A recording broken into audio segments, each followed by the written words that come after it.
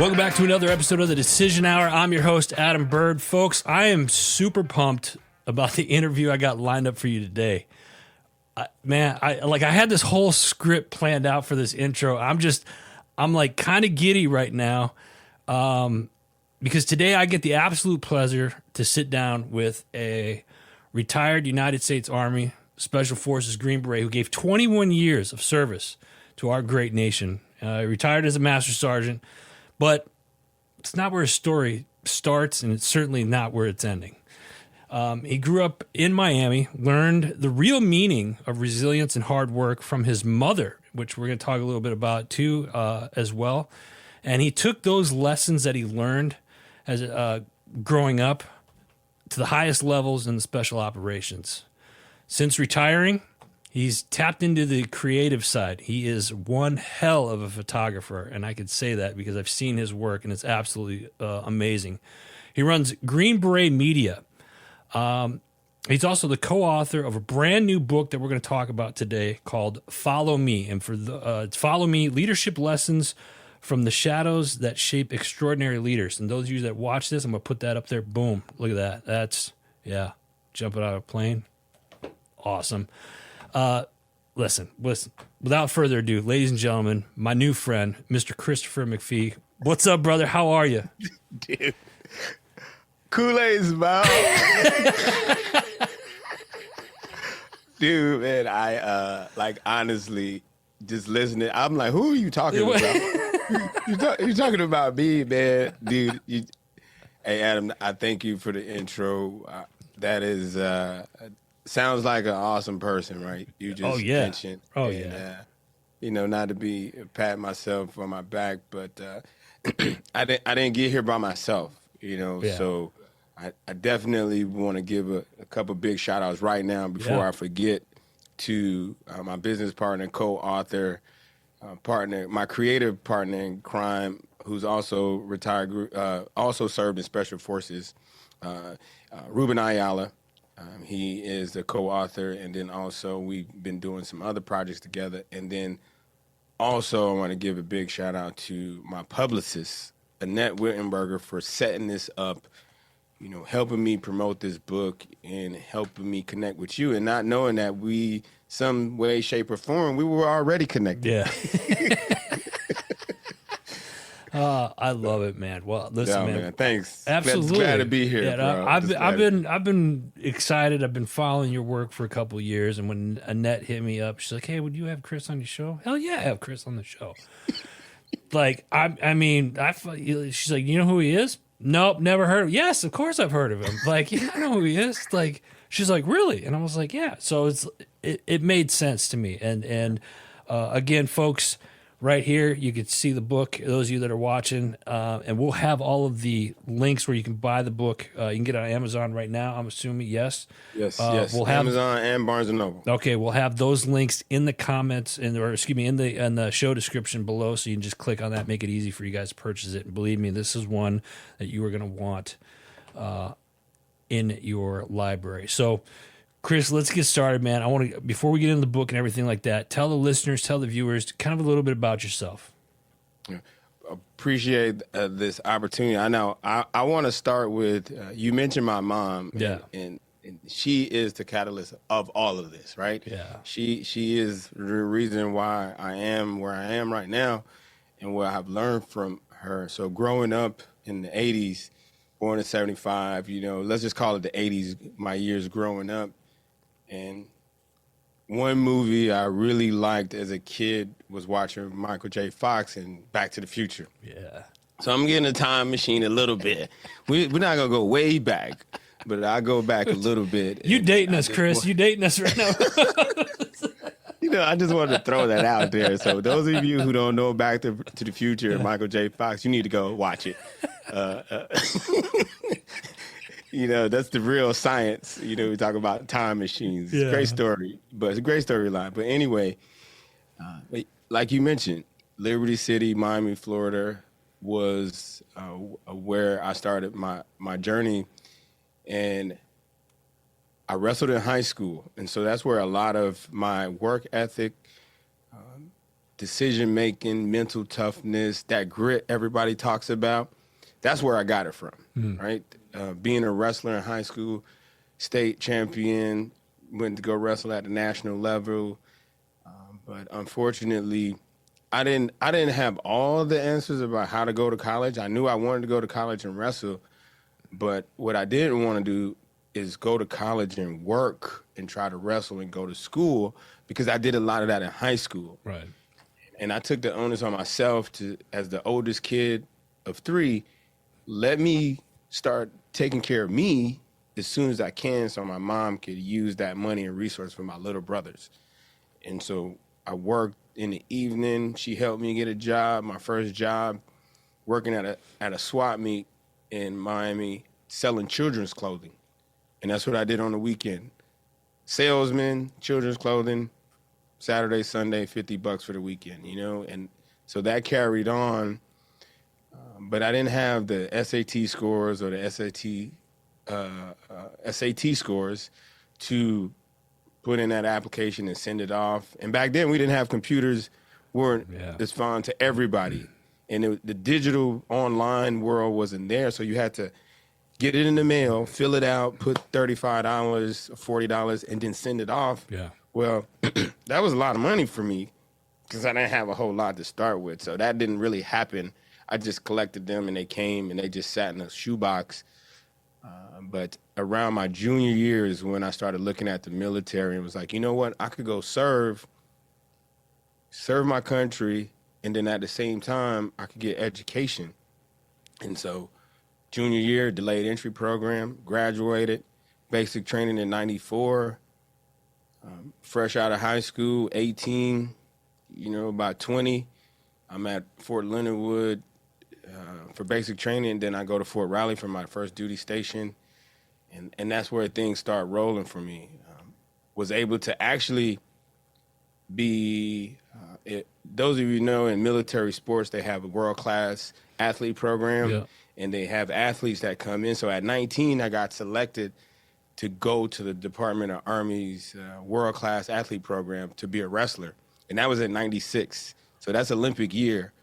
And I get there, I'm training, and at the time I was dating a young lady at the time who eventually became my first wife, and I had a kid on the way. So I had to make a decision, Olympian or dad. So I chose dad. And I was a little, not disappointed, but not fulfilling at the time. Yeah. But I continued, made my E5, trying to be a family man now, trying to be a good dad, and went to what they call the primary leadership development course, PODC back in the day. But it's something, it's like warrior something nowadays. Yeah, whatever. Yeah. But that is where I was exposed to what Special Forces was and what it was all about, or the pitch. So I want to back up a second here. Yeah. So you went to Fort Lost in the Woods, is what a lot of us like to call it, because I've been there myself. That's where I did my basic in 98. Mm-hmm. But then you went to Raleigh. What was your MOS then, Chris, when you first got in? I like that. Yeah. Let's go back to that. I started out as a 75 Bravo personal admin specialist. Get out of here. Honestly, when I joined and the recruiter was like, hey, man, he was in the 82nd Airborne Division. Yeah. And he was like, man, you should join. You should go airborne. You're going to have a lot of fun. And he was actually a PAC clerk. That's what they call him, personal admin center specialist. So he was a 75 Bravo too. And he was advising me to go, but also go airborne. And I was like, nah, man, I'm a city boy, man. I'm like, I ain't jumping on no airplane. I was like, I'm not trying to do that, And I go to MEPS, and you know how it is when you go to MEPS. Hey, trying to be all I could be? What are you trying to do? You go to MEPS, you're like, man, I need to get out of here. I was like, well, do you have a rocket launcher repairman? We have this, I want to do something with computers and engineering, and it was like combat engineer, rocket launcher repair. I was like, I'm not trying to go to the field and do this, man. I'm trying to, do what I need to do and go about my business. So at the end of it, I've been waiting. I finally got in there, and I hear my recruiter, man, go admin. I said, what do you got at admin? He was like, yeah, I got this 75 Bravo, admin specialist. I was like, yeah, let me get that. And so I joined as an admin specialist and learned really quickly I'm not in the right place. Wow. I learned because not that I figured it out, but it was the soldiers that had been around and been some of these places, Yeah. and they saw a talent in me, and it was like, you need to go. One was like, you should go to Ranger Battalion. One said, well, guy who I wrestled and coached with in the city of Fort Riley Junction City, Kansas, he was like, you should go to the 82nd. And he was Panama, jumped in, had his Master Blaster wings with a mustard stain. He's like 6'3", big artillery guy. And he was like, you should go to the 82nd. And I was like, yeah, man, I ain't trying to do so. I finally went to airborne school as an admin clerk. I went to aerosol school as an admin clerk. I was actually doing a night jump on my 21st birthday in airborne school. That's what I was doing on my 21st birthday at Fort Benning Airborne School. So that's crazy. So did you stay as an admin then up until PLDC? Well, I was admin all the way once I got to PODC, and I saw the briefing. Yeah. And I started thinking about it. And then I didn't realize at the time that if you were going to the Q course and you weren't already E5 who has been to the basic non-commissioned officer course, that you had to go through this NCO fast BNOC school with SF. And so when I got there, I had already, as an E4, I had already made E5, and so I didn't need to go to my MOS BNOC. I could just go to SF BNOC, and I applied for it. I did the PT test. I did the swim test, passed that, and I re-enlisted from Fort Riley, Kansas, and went to Fort Bragg to the 82nd. And as soon as I got there, 4 months in, I went to selection and got selected in 97, early 98, but they wouldn't release me because I hadn't been on station 12 months yet. Yeah. So I had to wait until the beginning of 1999 to actually start the Q course. And so that's where I transitioned from an admin clerk to going in Special Forces training and then graduating the Q course in 2000. That's freaking so cool. I want to ask you something because we started that conversation off with, and you mentioned your mother. Yeah. Dorothy, is that Dorothy? Yes.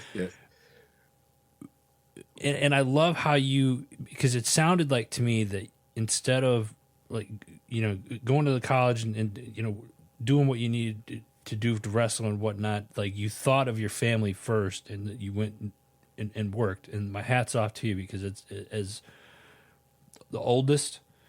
Yes. That's our job, or it seems like that's the job that we take on. But this is so important, Chris, and I want to highlight this because you give so much accolades to your mother and stuff, and I think that's awesome. What was it about her discipline that stuck with you to help you get to where you ultimately ended up? Like you, my mom was a single mom. Yeah. She was a single parent, and I was the oldest, and she had two other boys, and then eventually it was just us, right? Mm-hmm. And so there, before me being the oldest and the man of the house, that was my position, and she showed me things like how to fold my clothes, how to iron my clothes, how to wash the dishes, how to clean the house, because there's no girls here. There's no daughters to teach this to. So she gave me those lessons, and that's why today I could cook. I'm a big fan of cooking, and cleaning and taking care of what those things you need to do, domesticated wise. That's what she gave me. But I watched her go all in to take care of her boys. That's Yeah. one thing my mom always did was no matter if she was dating this guy or this situation didn't work out, it was always, I need to put these shield around my boys. I'm doing this for my boys. And, you know, speaking of entrepreneurship, my mom worked for, excuse me, my mom worked for the department, HRS, health services, services there in Miami. And, excuse me, and so she had to provide daycare, and the money wasn't adding up, man. It was just too much expenses for a single mom. And so what she did was she was like, you know what? I'm going to go at this my way, and I'm going to get my hustle on. So we hear everybody's talking about hustle, you know. Yeah. Rick Ross, rapper, hustle Miami. Like that's the energy in Miami or any big city, New York, LA, any of your big cities. That's the energy around those times, and that's what she did, man. We sold T-shirts, we sold Krispy Kreme donuts, we sold aprons at the swap meets, we sold flowers on Mother's Day, we sold flowers on Valentine's. We were at festivals selling food, you know, Martin Luther King Day parade, you know, Caribbean festivals, anywhere there was people. You guys were at and she figured out what those people needed, and she brought it, and that's how we made money. I was a little embarrassed sometimes as a kid, like, oh man, we're out here, you know, just worrying about what other people would say about us, but not knowing that I was having a front seat to, this is how you become an entrepreneur. Yeah. Right? This is your early lessons of getting out here and getting it on your own. And she gave me basic instructions: go to school, don't get in trouble, keep your grades up. That was it. You know, she wasn't beating me over the head about going to college. She wasn't, you know, she was just like, I gave you enough, like, do something with it. Yeah. Right? Gave you a solid foundation. Yeah. Parents do something with it. Yeah. And let's see where it takes you. And so that's where, you know, I talk about the thought of leading from within and leading yourself, because essentially that's what you're doing. Everybody's figuring it out. Yeah. Right? Everybody's figuring it out, but you have to have some type of core framework that you're going to work with that's simple to apply to everything, right? You know, be disciplined, you know, provide the need, fulfill the need, you know, stay on task, you know, and that's what I saw her do. Stay on task, right?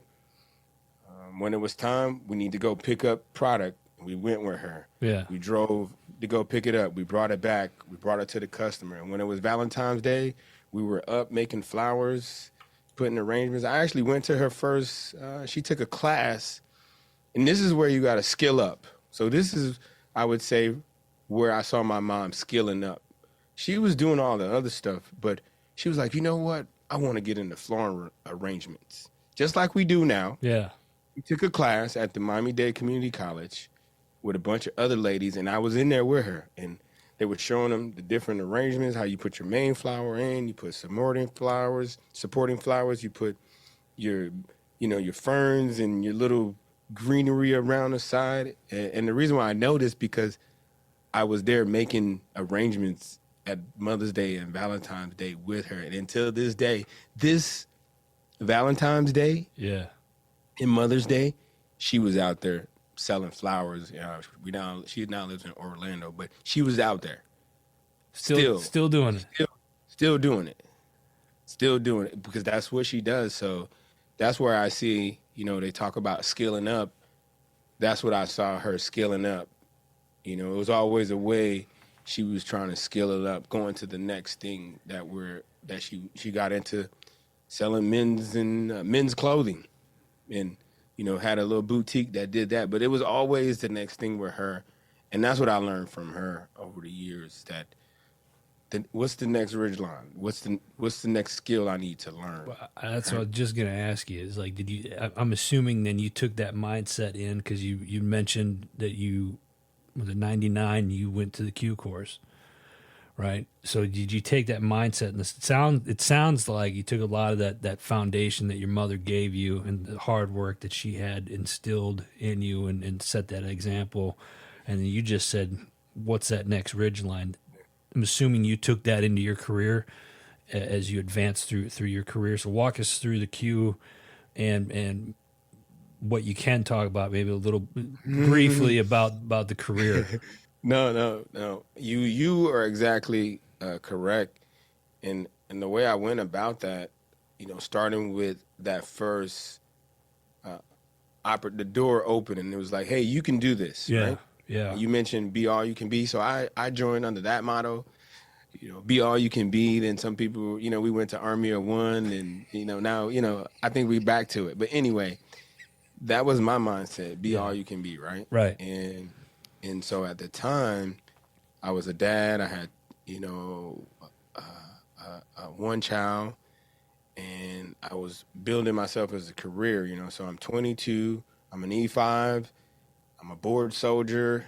I'm admin guy, but I'm a board soldier for the Post, and I'm doing these things, volunteering in the school, the wrestling team in the neighborhood, community service, volunteering, and I'm doing these things. And I was like, well, I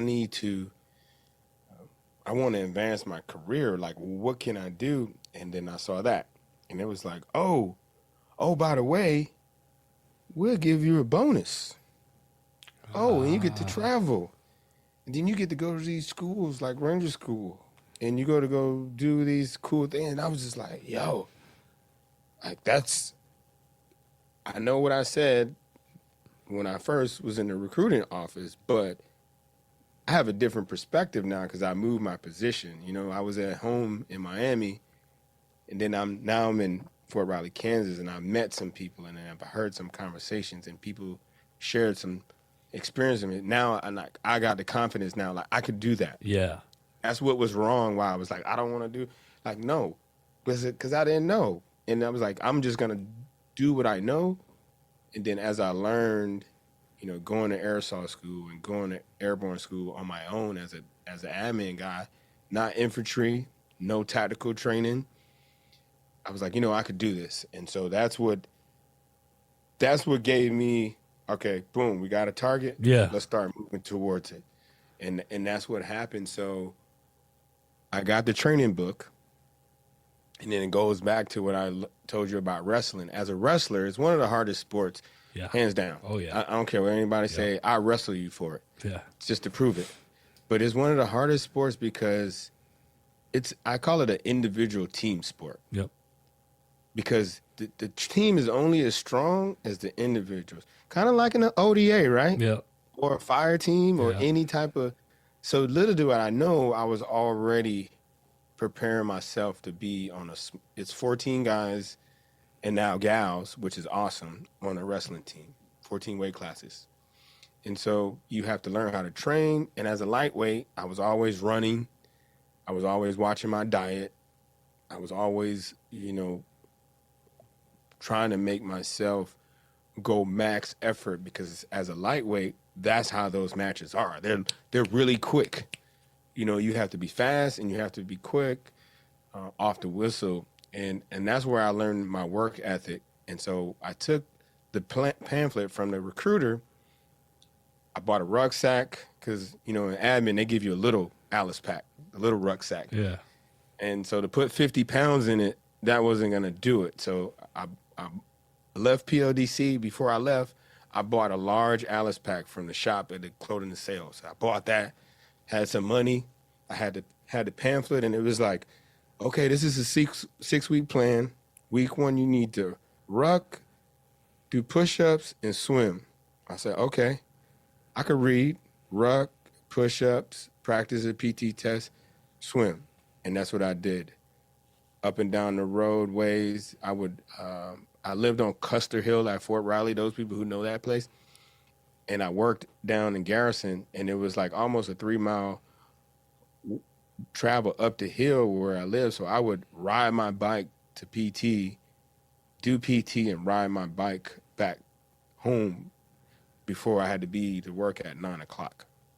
And so I trained every day because I was an athlete. I was like, this Yeah. It's just training. It's just, Like, it's natural for you. like that's all I did. I had a training plan. I followed it. Yeah. And it paid off, man. It just Man. paid off. And I was another thing.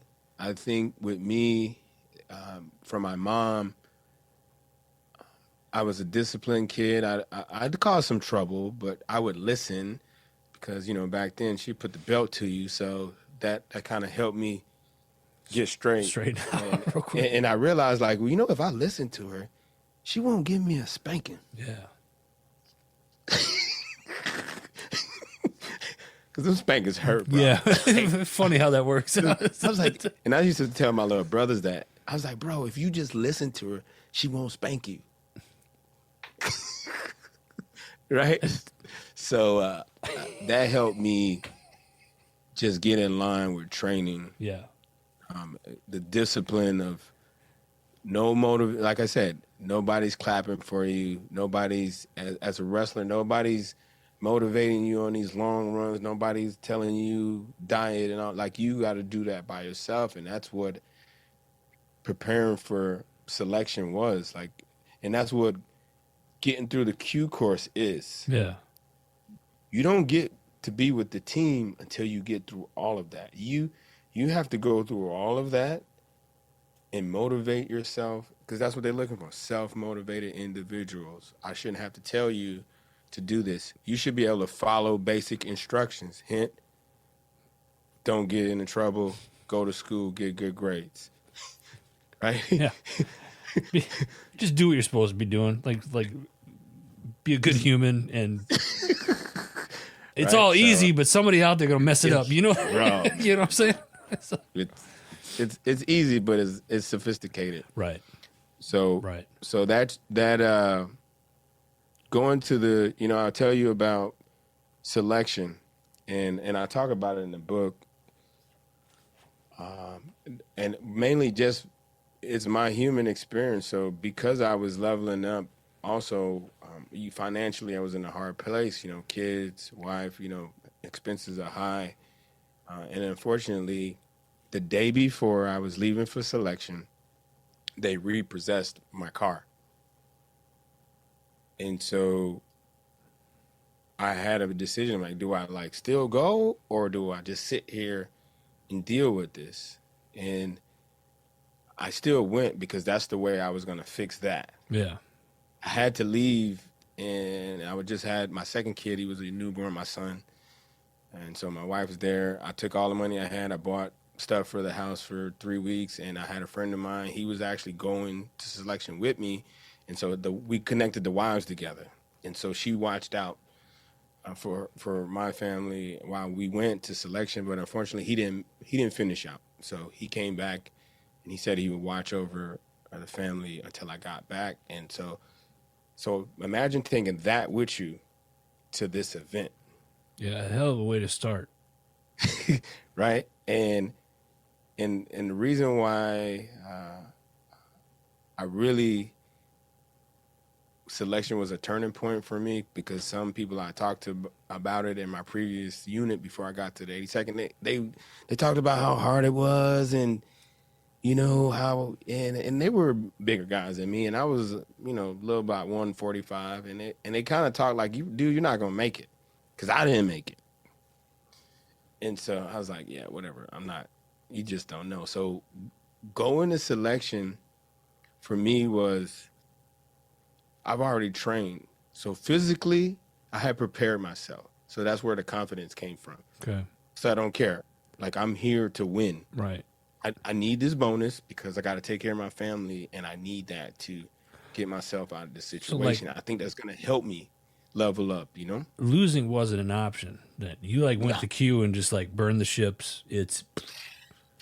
So would you say then, on a course like that, obviously you're in peak physical condition because you're an athlete, does it turn into just a mindset then and more of a mental challenge? And yes, and I didn't know that going in, and I would say I learned that when I became an instructor at the Special Warfare Training Center at JFK, in the Q course. And so one thing the cadre used to tell us, the Q course isn't hard, right? The hard stuff was selection, like the hard physical stuff. Yeah. Physically and intellectually, and I would just say this just because the medics has a long course, that stuff is challenging. Yeah. But the Q course in general is not hard. If you're there to learn, they're teaching you everything you need to know. They're teaching you how to shoot. They're teaching you how to communicate. They're teaching you how to operate radios and fix bullet wounds and, know all they're teaching you all that. So if you have the aptitude to learn, the Q course is the higher that aptitude is, and the quicker you can. The Q course is going to be easy for you. Okay. The hard part about the Q course is all the stuff that's happening around you: life, the wife, the girlfriend, the partying hard and getting in trouble, the other things you're doing outside of the Q course. That's the hard part. That's the hard part. I want to fast forward, Chris. So you go through selections, you go to your first team, or you go to your team, and then you spend the next 21 years, or the next how many years that you had there in the teams. And I don't. This isn't an interview where I'm gonna ask you about your where'd you go, and that's not this one.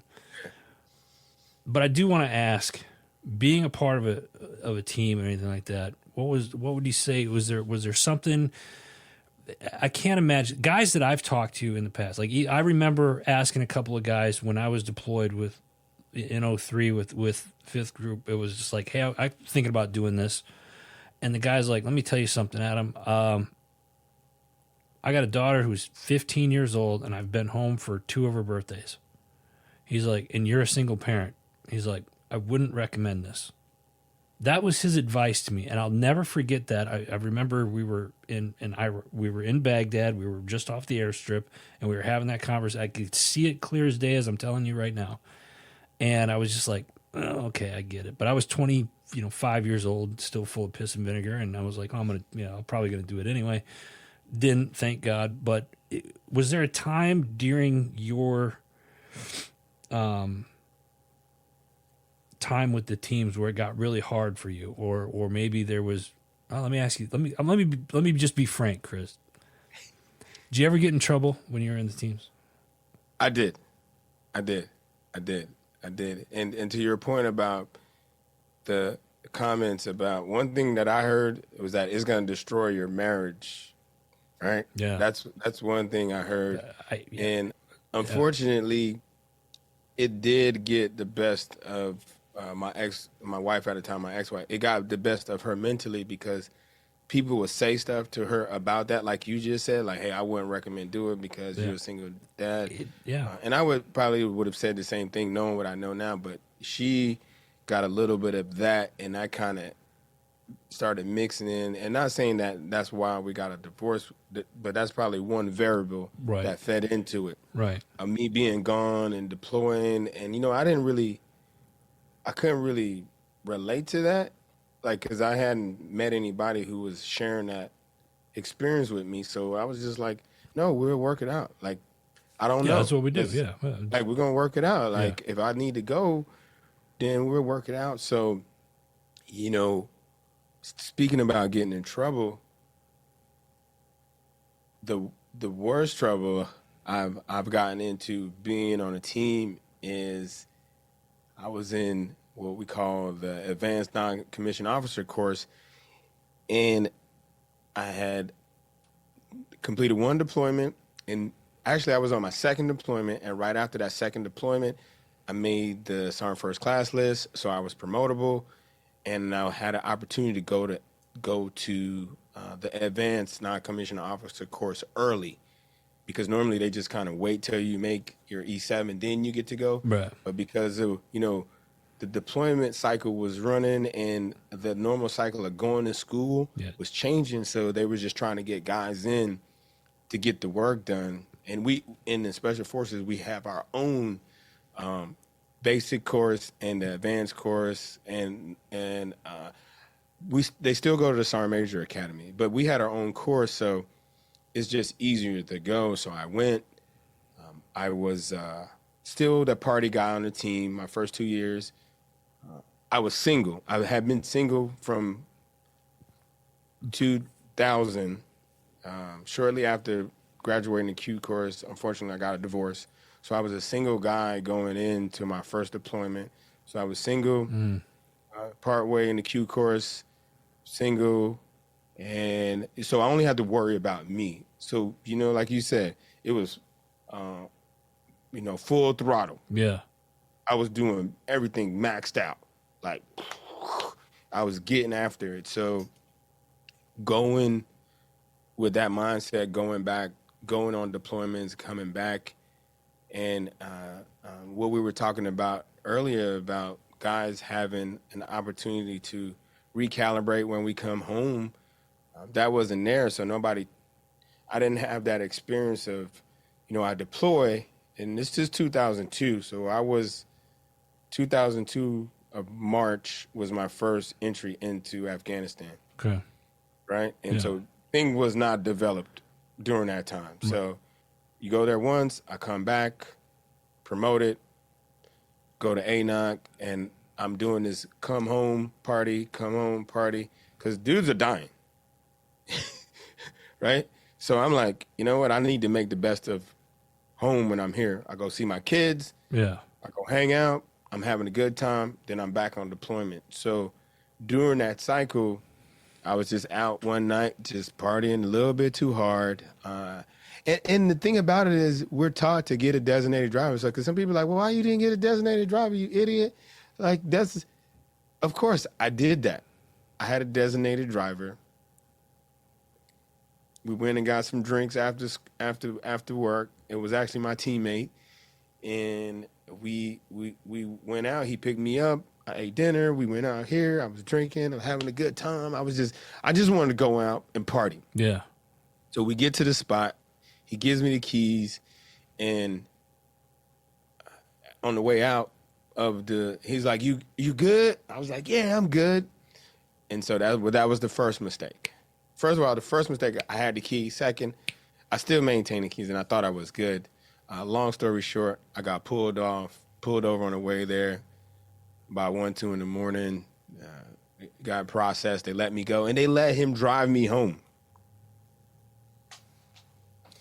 So I was like, you could have easily just like switched out and let him drive me home because he hadn't been drinking.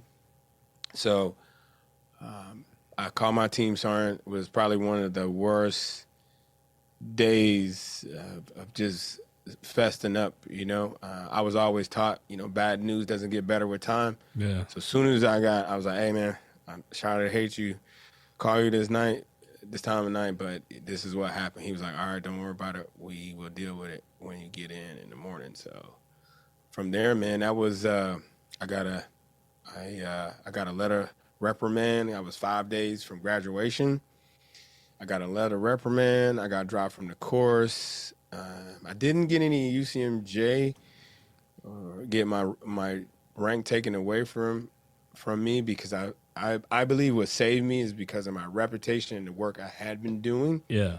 And the relationships I built with the team sergeant who I deployed with on my first deployment. His team and our team were co-located, and we were sister teams operating at the same safe house. And so he knew my work ethic and my pedigree. Like, so he was like, you know what? I had his nickname of Smurf. He's like, hey, Smurf, why you ain't call me? I was like, I don't know, man. Like, and so they spared me. They called DA, and it was like, well, if you guys are not going to do nothing, he's already promoted. That's on you guys. And so they decided not to take my promotable status. But I got all my schools lined up. I got all that taken away, and I just had to work my way back in, put my head down, and put in the work. Be a good boy. Yeah. Yeah. That's tough, man. That's tough. But I appreciate you sharing that story because there's a lot of guys out there that lessons to be learned just about hearing what Chris is saying and the fact that he's being vulnerable and sharing it with his. Thank you for sharing that with us, man. Seriously. Chris, I want to fast forward some more because we're coming. I know you and I we talked know. offline. We could go for hours. Man. We could probably have to do I don't know 3 or 4 episodes here. Well, you got out of the so I want to fast forward to your retirement time. A lot of guys and gals, for that matter, when they get out of the military, they tend to stick with kind of what they know or what they've done, right? You went, I would say, kind of polar opposite. You went a different direction, and you started, or you eventually started what is called Green Beret Media, and I mentioned that a little bit earlier in the introduction. How did you discover your passion for photography and the camera? True story. The part that people don't or haven't seen, and it's the part you haven't seen. I actually did what everybody else would do. Special operator. I retired. I moved to D.C. from Fort Bragg. I got a job as an intel analyst, targeting analyst. Okay, all right. Dropping in places in Iraq and Afghanistan. But about 2 years into that, and shout out to him right now, Rod Rodriguez, another analyst who was working with me. He was in the Guard and he had been podcasting. And I was like, man, what's this podcast thing? He's like, yeah, man, I'm doing this. And he was like, I was like, you just talking into the mic? He's like, yeah. And I started listening to him. He's like, yeah, it's like promotion. I have a podcast called the AAR Podcast where we're talking about entrepreneurs and, what they're doing with podcasting or with business. And he said, go watch this thing with Gary Vee. And I was like, who's this Gary Vee guy? So I went to my, it's 12 hours a day, 7 days a week as a contractor. I was in Kuwait. So I go to my rack and I got the internet and I'm listening to this Gary Vee guy and I'm like, and I watch another thing and he's like, hustle, hustle, hustle. Don't create, document, don't create. And I'm like, I'm digging this energy. And I'm like, I like this guy. The next morning I was like, who is this guy? What is this? Like, what is this world about? And he started explaining to me, he started showing me things, and I was like, okay, I want a podcast. And then I started seeing things about photography, and my photography skills came from me being on a surveillance team. So I had a surveillance kit with a long lens and a short lens with tripods. I was a team sniper, so doing observation, vehicle hides, building hides in the field. Yeah. At night, observing, a lot of similarities there. That's where event photography. Yeah. Capture the moments, enemy doing bad stuff, capture that. People at a party doing good stuff and happy stuff, capture that. That's a great photo. That's good intel. That's a great photo. That's good intel. That's same concept. All right. And so once I got into it, and he was like, every company is a media company. Well, I worked contracting as an independent contractor, also teaching those skills. So I was surveillance team assessor, teaching other things and other special operations skills back in the community. And so I was like, you know what, I'm gonna start a media company, and that's where Green Beret Media came. Got online, started an LLC, and I said, I'm gonna start in photography because I have it already, and so let me just start there. And I worked with a rock band for 2 years in DC, shooting in dive bars. Another guy who was actually in the band was in third group with me, and so he was like, hey man, we need a photographer. You I know you got a camera, you want to get in? I was like, yeah, sure. Didn't really know what I was doing at the time. I was just figuring it out. Yeah. But that's how I developed my craft. They didn't pay me because, I was working daytime as an analyst doing, IT project management in the Beltway. But at night, that's what I did. I would go to dive bars in Adams Morgan, around the Capitol area, inner city DC, anywhere they had a gig, I would go and shoot photography for them. And then I started producing music videos for them. I produced 4 music videos for them. So that's where I had to learn. They was like, hey, you know how to shoot music videos? I was like, yeah, I can shoot a music video. So I went to YouTube University, learned how to shoot music videos. Shout out to YC Imaging, young cat out of Virginia. I just watched him, and I was like, well, I don't even want to do rap videos. I said, I'm with a rock band. I said, well, let me try to make a mixture of the two, and that was my creative vision, is how do I take some of that rap video creative with the rock band creative and make my own style. And that was my aspirations, to do that. You know, I watched all the like Kiss and, you know, Def Leppard. I watched all kind of rock band, the Beatles. I watched all those videos because they were a singer, a bass player, and a drummer, and a pianoist sometimes. So I just watched those, and I tried to blend the two to make my own look. And that's how I got into photography. Joined Bunker Labs, was in the WeWorks incubator for 6 months there in DC. And that's, but then I was like, I need to figure out what type of photography I'm going to shoot. So I landed on professional headshots because I'm in DC. Yeah.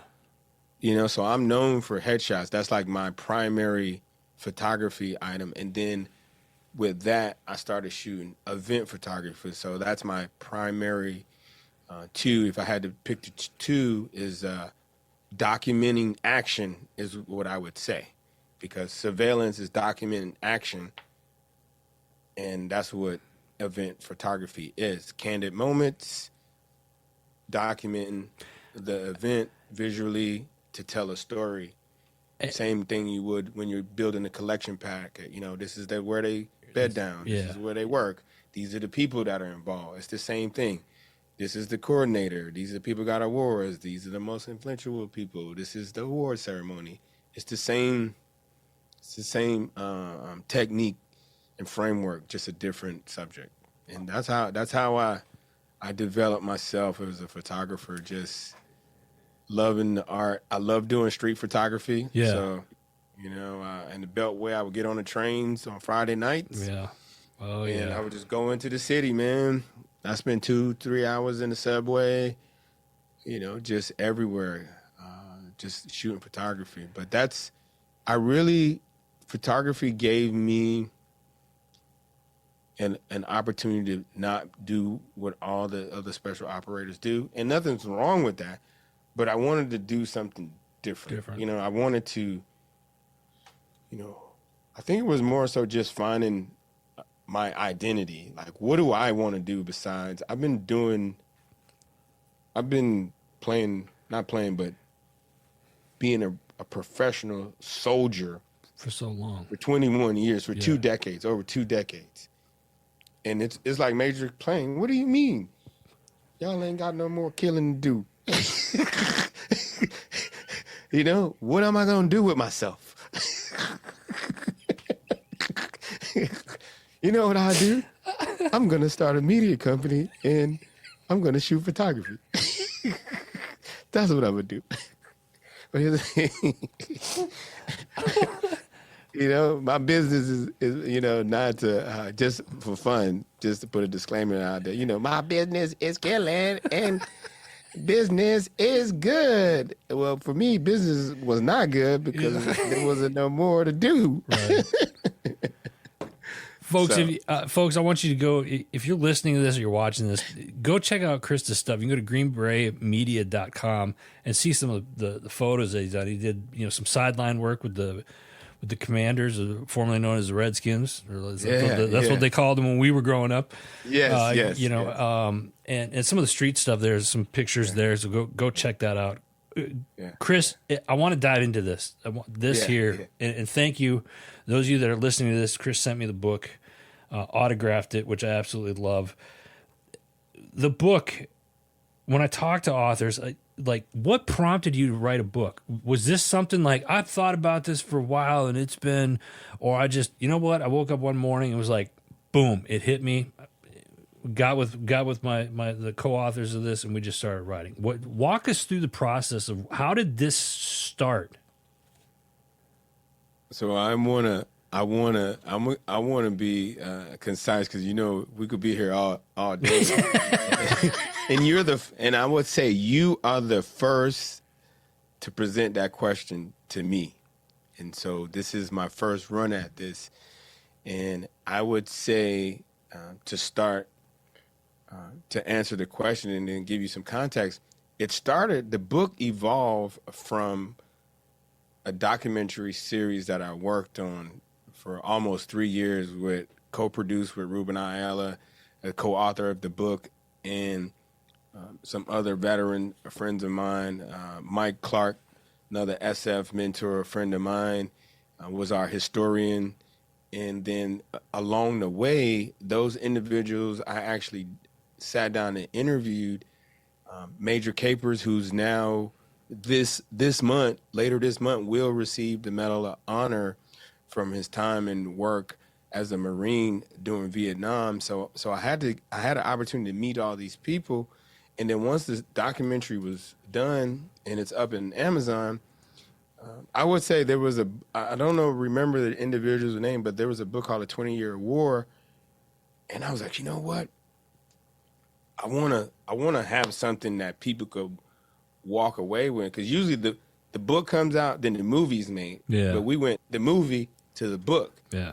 And so we didn't get everybody I wanted in the film series. And so what we said was like, hey, let's turn this into a book and make it kind of a visual, like tabletop coffee table book piece. Yeah. But the first initial vision was a little bit expensive. So we decided to go with what you have now today. However, as we started promoting the film, other people draw and came interested in what we're doing, and they wanted to be a part of it. So we was like, hey, let's get some new folks in and see if they would like to be in the book. And so some of the subjects you see in there, Shirley Baez, Robert Zachary, A.C. Cooley, and I think there's one, actually A.C. Cooley, and they're the ones that are actually in the film. Okay. And they're also in the book, but then there's some other individual, Jason, and then Black Frog, Mr. Simmons, he's in there in the book, but he wasn't in the film. So the book was prompted from creating that documentary series, and we just felt, initially we wanted it to be like short stories, but then it started evolving. The storyline was in there like, you know what, this is starting to be a leadership book. Let's go down that route. And so what also came out of the documentary series was the Black Ops Foundations, which we are working in the Jacksonville, Duval County area at the inner city schools there, Westside High to be exact, where we're having a youth leadership and mentor program that we've launched. So it's 2 years into it. The school district loved the initial concept, and they brought us back with 4 high schools. So next year they want to open it up to the district. And so we're probably going to have about almost, over 1,000 kids at this event. And wow. So it's that's amazing. The book is another thought that came to fruition in reality. Like that's what it is, man. It wasn't intentional, like, oh, we're gonna write a book. It was like, hey, you know what? Let's write a book. We was like, all right, cool, let's do it. You get a couple of SF dudes together, we're gonna try something. There's a comment in there somewhere, guys. A couple SF guys together, yeah. There goes the neighborhood. Yeah. Trust me, they're going to try something. Yeah. I want to ask you, Chris, because in the title here, the subtitle, Leadership Lessons from the Shadows. What does leading from the shadows mean to you on a practical day-to-day level? On a practical day-to-day level, lessons from the shadows, and those are the things that we do or the things we learn when everybody's not watching. You know, Yeah. those are for the men and women, all the veterans out there. Everybody's on active duty, and the shadows being guys and gals in special operations who, you know, we do our work at night. Most of our work is done at night, so that's what we're using. We're using the shadows to conceal our movement and do all these other things. But and because they're special operations, you know, you very seldomly hear about some of those things, except for what you hear on the media. But you don't hear the down to the ground level, like what I learned from here or this mission or that mission.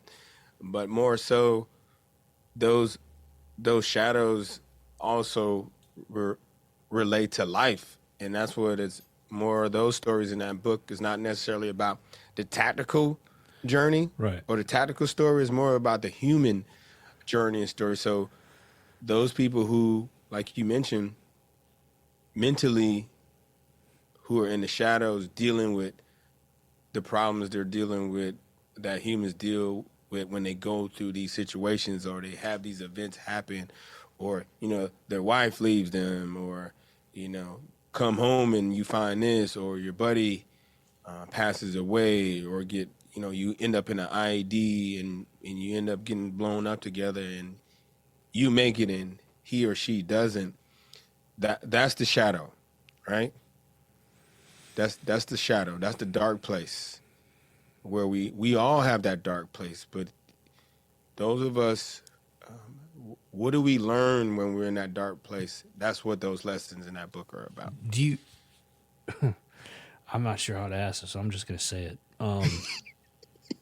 Man, the dark place. I mean, a lot of listeners that are listening now know exactly what you're talking about, and I kind of want to put some fuel on the fire, so I'm going to ask for forgiveness ahead of time. But that dark place, living in the shadow, sometimes you feel like our own personal egos get in the way.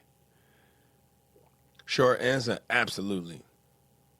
And absolutely. So, coming from like a business standpoint, okay, if the shadows, I think living in the shadows, you would, I think you'd said that kind of strips away the ego. So, in the business world, ego's everywhere, right? We see it everywhere. How can entrepreneurs, and this is kind of a lesson, I want to get a lesson from Chris here, ladies and gentlemen.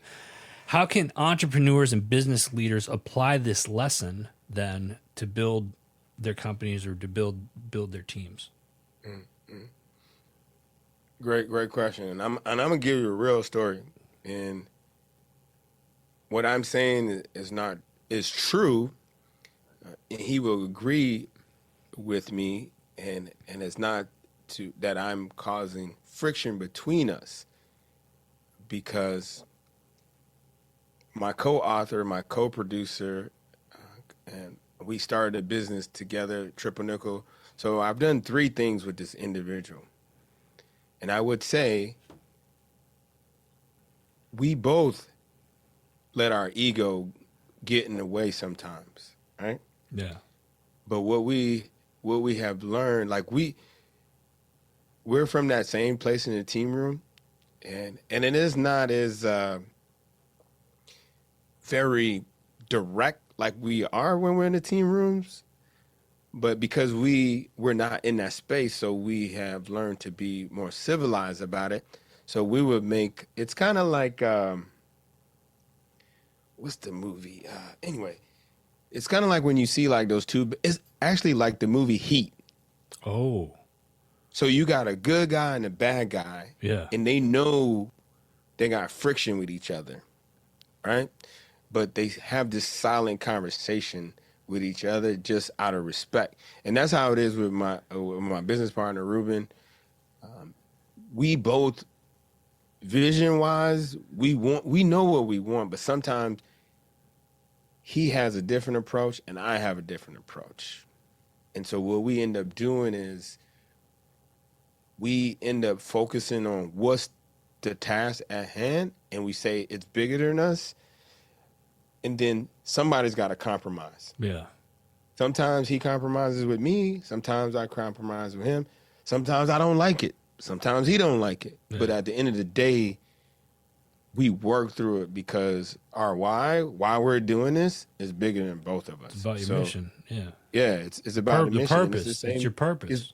It is. Yeah. You know, so I would say for business owner, because we've done big business together. You know, for example, Triple Nickel is our clothing apparel brand. We started in 2000. Huge. Myself, Ruben, Curtis Riggs is one of our co-founders, and Rob Graham, the four of us.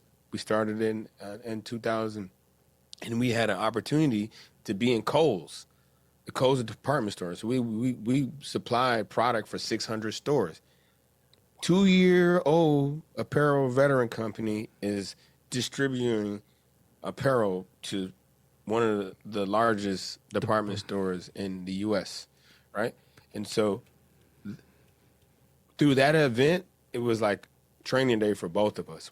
He proved what he is able to do, and I proved what I was able to. Both Ranger School grads. Yeah. You SF officer, SF NCO. So you already know where we're going with that one, right? Right? But Oh yeah. and I'm gonna just say it, NCOs are the backbone of the Army. So me as a NCO Amen. senior, I have to mentor, right? It's our job. And I have to be able to receive counsel too, and we got to meet in the middle, right? You know, it's like first sergeant commander, you know, like they gonna buck heads, but at the end of the day, when they show up, they're like, yeah, man, let's knock this out. But in the shadow, they're in there duking it out, you know. We didn't exchange some words, Yeah. but we keep it cordial because we're friends, you know. Right. We really like each other, but it's just that when we're trying to get our creative part across, and you know, well, I'll be like, well, I don't like that. He's like, well, I don't like it. I don't like yours. I was like, well, go ahead, do what you're gonna do with it. You know? Yeah. Flip the tail, heads or tails. You know what I'm saying? Yeah, like go for it. But at the end of the day, I'm still a teammate, so I still help him, and he still helps me. So I don't think you want to surround yourself with this like-minded people. The same. I said it the wrong way. You don't want to surround yourself with people that are like yes. I call them yes people, right? Yes. You want people that are going to call you out on your stuff. That you want those type of people in your corner because they're going to show you a different option that you might not have thought of or whatnot. So I think it's cool that you guys, you know, we work through overall it. mission the same, different paths to get there, right?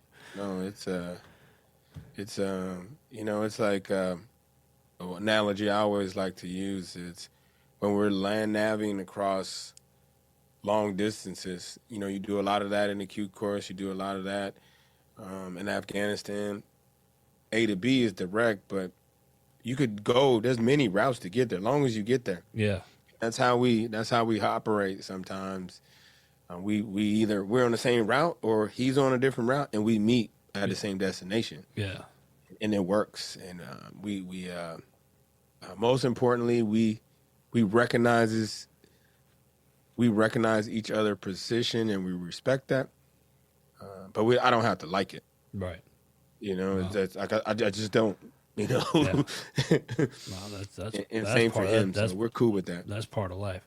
Chris, where can people get a copy of Follow Me? Check out the documentary, and where can they, you know, for the listeners that want to participate and support the Black Ops Foundation? Yeah.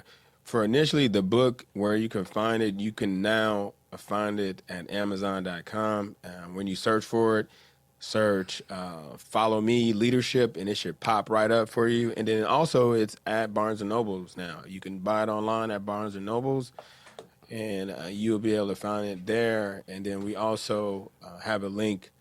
If you ever come to an event and you see us, you'll be able to get one there. But I just want to make sure everybody understands that all the proceeds from this book go right back to the Black Ops Foundation to fund our youth and mentorship program.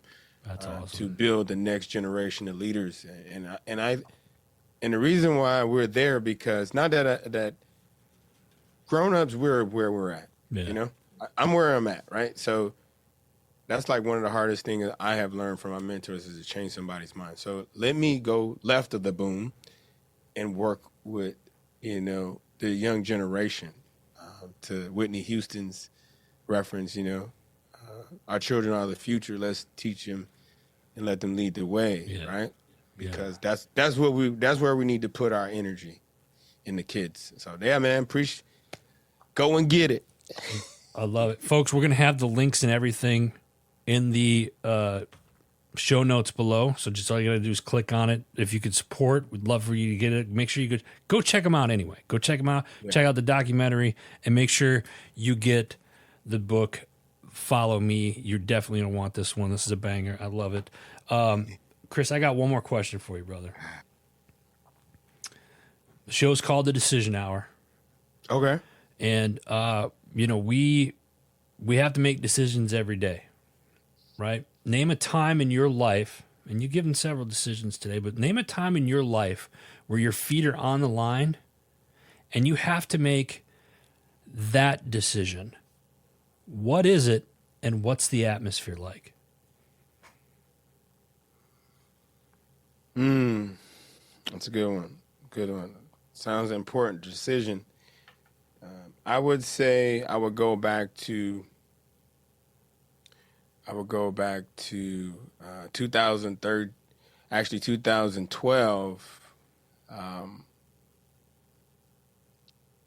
Excuse me, sorry. I would go back to 2013, January 1st, about 5:30 a.m. in the morning. I was walking my dog. I had a little brown schnauzer named Smurf. And I was walking my dog, and to this point, I have not been feeling myself. Things in my current marriage were shaky. I wasn't performing at the level that I know Chris McPhee performs at. And I was walking my dog, and I felt like crap. So the night before was New Year's Eve, and I had been drinking. And me and my wife got into a little riff. She kind of called me out in front of the family and said, "Oh, you're drinking right now? It's 12, it's the middle of the day." And I'm like, "What's the issue?" And then everybody looked at me, and I looked at everybody, my 3 kids, 4 kids, all the kids are there, my mother-in-law, and everybody looked at me like, "Dude, you're a loser right now. You just drinking this time of day?" And I felt really embarrassed. I was embarrassed. And so that night I spent by myself, listening to music, drinking, until early in the morning. My dog comes licking my hand, and I go walk him out, and I'm walking him, and I'm like, man, I'm sick and tired of being sick and tired. This is not working. And so somewhere I said, hey, I need to do something. I need to do one thing that's going to fix all of this right now. Give me a chance. And I thought about a lot of things, and it just came to me and it was like, Chris, stop drinking. And when I walked my dog, looking up, I'm like, okay, that's it. So I go in and I just start dumping booze like Denzel on Flight.